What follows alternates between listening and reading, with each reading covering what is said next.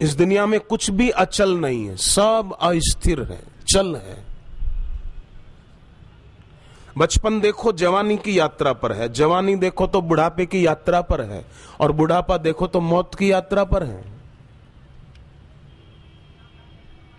फिर भी देखो तो कैसे आजकल लोग, कभी आपने सुना कि 4-5 बकरियां मिलकर किसी आदमी के बच्चे को उठाकर ले गई और मार के खा गई?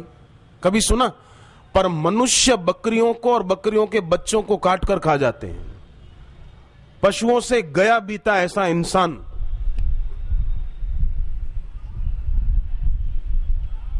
कभी सुना मुर्गियां 5-7 मिलकर किसी इंसान के बच्चे को उठाकर ले गई? पर इंसान मुर्गियों के बच्चों को और मुर्गियों को खा जाते हैं। आग लगी पढ़ाई लिखाई को, क्या पढ़े लिखे? यही क्रूरता, बर्बरता, निर्दयता, किसी जीव को सताना। अगर पढ़ाई लिखाई करके यही पाया तो कुछ भी नहीं पाया। किसी के गले पर चाकू घुमाना आसान है, कभी ऐसे लोग अपनी हाथ पर छुरी घुमाकर देखें, अपनी उंगली पर चाकू की धार लगाकर देखें तो पता चलेगा। तो संस्कृति सभर जीवन होना चाहिए, विकृति सभर जीवन नहीं। कई लोग तो कहलाते अपने को आस्तिक है पर होते पक्के नास्तिक हैं। एक ऐसा पक्का नास्तिक था, कहलाता अपने को आस्तिक था, वर्षों से पूजा पाठ करता था, शालिग्राम पूजा में रखा था। एक दिन घर का दरवाजा खुला रह गया था ना, तो एक कुत्ता अंदर आ गया। ये सुबह पूजा में बैठा था, कुत्ता सीधा रसोई घर में चला गया। तो इसने क्या किया, कुत्ते को भगाने के लिए शालिग्राम जो पूजा में रखा था भगवान का, वो उठाकर कुत्ते को दे मारा जोर से। तो कुत्ता भाग गया। कुत्ता भाग गया तो वो बोला कि आज काम आया तू, शालिग्राम के लिए बोलता है। अब बताओ ये भक्त है कि कमबख्त है? इसको क्या कहा जाए? इसको आस्तिक कह सकते हैं हम? शालिग्राम कुत्ते को दे मारा और फिर बोलता है कि आज काम आया तू। लोग आजकल प्रार्थना भी करते हैं ना, तो देखा जाए तो नाम होता है प्रार्थना, पर केवल भिक्षा पात्र लेकर मांगते रहते हैं, भगवान ये कर दे, हे भगवान जरा ये हो जाए, ये हो जाए, ये हो जाए। नहीं नहीं, उनको पता है क्या करना चाहिए क्या नहीं करना चाहिए। फिर हम क्यों अपनी मांग रखकर अपने को उनकी नजरों में गिराएं?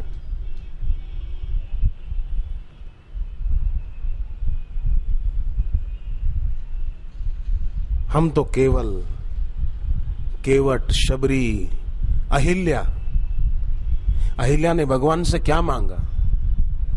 पद पद्म परागा रस अनुरागा मम मन मधुप करे पाना। हे भगवान, मेरा मन रूपी भंवरा आपके चरण कमलों में लग जाए, बस ऐसा आशीर्वाद दे दो।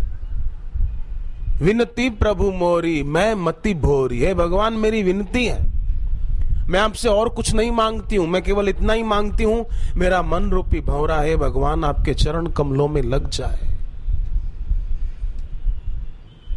कैसी बढ़िया प्रार्थना की है केवट ने, कैसी प्रार्थना की है। इसलिए कोई ऐसा ना सोचे कि क्या करें भाई, हम तो गरीब हैं, हम तो साधना नहीं कर सकते, भक्ति नहीं कर सकते। नहीं, जिसकी इच्छाएं कम वो समृद्ध व्यक्ति है, जिसकी वासनाएं कम वो धनवान व्यक्ति है, और ऐसा धनवान ही सच्चा धार्मिक हो सकता है। तो पटना और आसपास के लोग भाग्यशाली हैं कि इस बार बिहार में बापूजी ने कृपा कर ही दी। यहाँ भी सत्संग होगा, पटना के बाद फिर गया में होगा, 2 दिन फिर होगा बोकारो में, और उसके बाद रांची में भी होगा। ये सत्संग का लाभ इस बार श्रद्धालुओं को मिल रहा है, ये खुशी की बात है। आप सबकी बहुत समय की भावना थी कि बिहार में बापूजी का आगमन हो, तो हो ही गया आखिर। और बिहार में रहने वाले तो भाई ऐसे हैं कि भगवान के नाम में भी बिहारी आता है। मंगल भवन अमंगल हारी द्रवहु सो दशरथ अजिर बिहार। भगवान कृष्ण की जय जयकार बोलते हैं ना वृंदावन में, तो क्या बोलते हैं?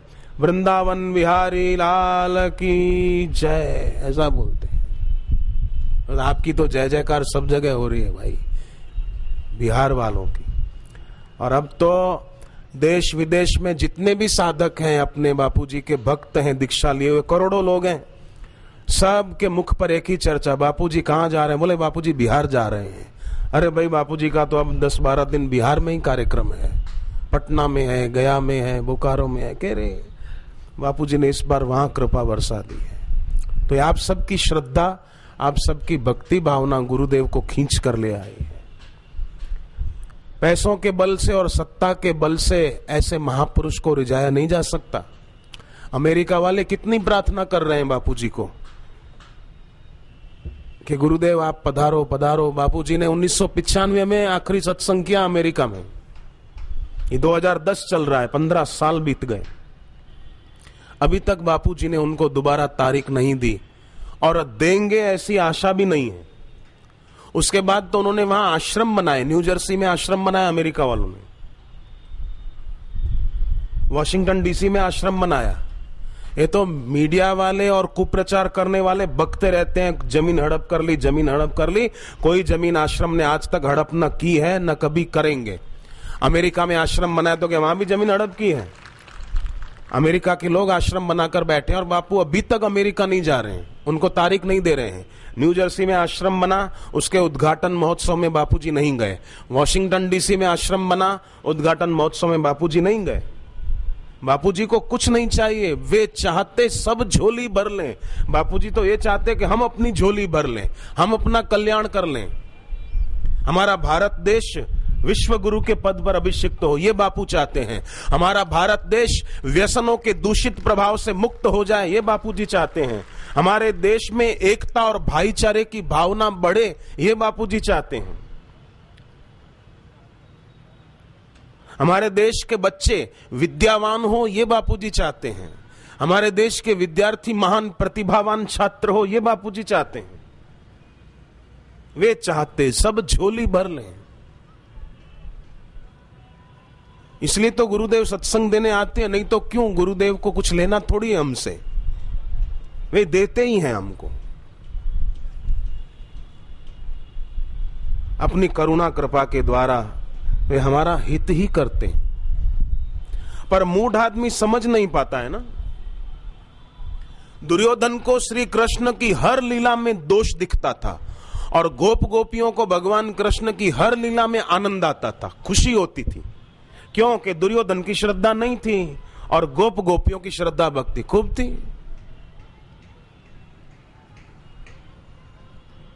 और कुप्रचार करने वालों ने तो कोई कमी नहीं रखी। निंदा करने वाले, अफवाहें उड़ाने वाले लोग तो कैसे, मैं आपको बताऊं कि एक व्यक्ति, आप कल्पना करो, एक व्यक्ति ऐसा हो, 1 चम्मच काला रंग लेकर नाव में बैठकर समुद्र के बीच में चला जाए और 1 चम्मच काला रंग समुद्र में डालकर घुमाए घुमाए घुमाए। कोई पूछे अरे भाई क्यों घुमा रहे हो?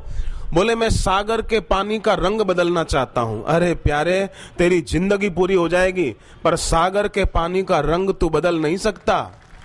ऐसे ही निंदा करने वाले और गलत अफवाह उड़ाने वाले, लोगों में भ्रांतियां पैदा करने वाले भी ऐसे ही हैं।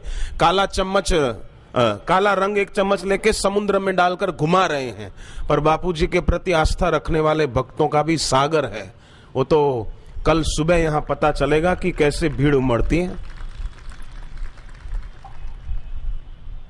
आज तो फिर भी देख लो, जगह जहां तहां मिल जाती है ना बैठने को आराम से, कल जगह ढूंढनी पड़ेगी कि कहां बैठे। जब बापूजी का आगमन होगा स्वाभाविक है। तो समझदार आदमी कौन है? समझदार वो है जो अपने जीवन में विवेक बढ़े ऐसी जगह पर जाए, सत्संग सुने, भगवान का नाम जप करे, सच्ची कमाई करे। बाकी तो दुनिया में आकर कमाया खूब, क्या हीरे क्या मोती, पर क्या करे भाई, कफन में जेब नहीं होती जो कुछ साथ में लेकर के जाए। यहीं छोड़ के मरते हैं, पर मेरे तेरे का भाव लेकर के जाते हैं और उस कारण दोबारा जन्म लेकर आना पड़ता है। जैसे आप यहां पर बैठे हो, सत्संग के बाद आप अपने अपने निवास की ओर जाओगे तो फिर दोबारा तुरंत जल्दी इधर लौट कर कौन आएगा? जाने के बाद कि जिसकी कोई चीज इधर रह गई हो वो लौट के आएगा कि अरे मेरा आसन रह गया, मेरी टोपी रह गई, अरे मेरा चश्मा रह गया, मेरा फोन रह गया, वो दोबारा लौट कर आएंगे।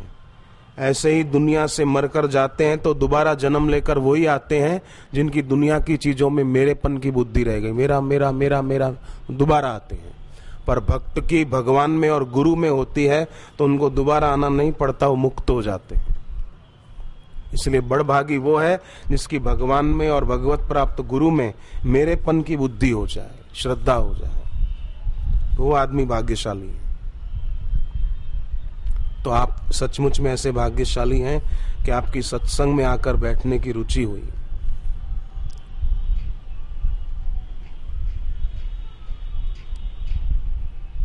गिरिजा संत समागम समन लाभ कछु आन, बिन हरि कृपा उपजे नहीं गावहीं वेद पुराण।